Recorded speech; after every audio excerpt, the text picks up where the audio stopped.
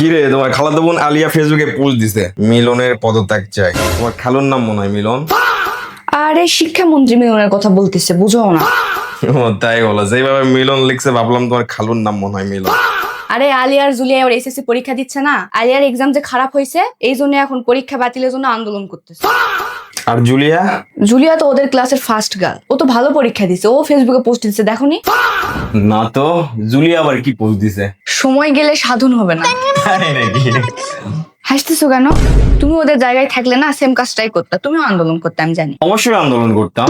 আমার জীবনে যতগুলো বোর্ড পরীক্ষা দিয়েছি সবগুলা বোর্ড পরীক্ষাতে কোনো না কোনো আন্দোলন ছিল। বাংলাদেশের বোর্ড পরীক্ষার সময় হলো মানেই কোনো না কোনো দুর্যোগ, মহামারী, আন্দোলন এটা লেগেই থাকবে, স্বাভাবিক বিষয়।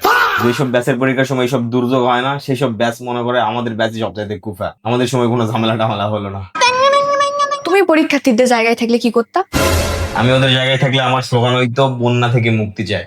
প্রত্যেক বছর বন্যা দেখতে দেখতে দেশের মানুষ অতিষ্ঠ। কিছুদিন পর দাদারা যদি ভুল করে দু একটা গেট বেশি খুলে দেয় তাহলে কি হবে সেটা তো আমরা আগে দেখছি না। বর্ষা মৌসুমে এই বাংলায় সারা জীবন বৃষ্টি হয়ে আসছে, ভবিষ্যতেও হবে। দেশ তো তুলে নিয়ে আর মিডিল ইস্টে নিয়ে যাওয়া যাবে না, তাই না? তো এই বছর বন্যা শেষ হয়ে যাওয়ার পর বন্যার কথা ভুলে গেলে সামনের বছর আবার বন্যা হবে। চাইলে কিন্তু এই দেশের বন্যা বন্ধ করা সম্ভব। তোমার মনে হয় ক্ষুধা লাগছে, তাই না?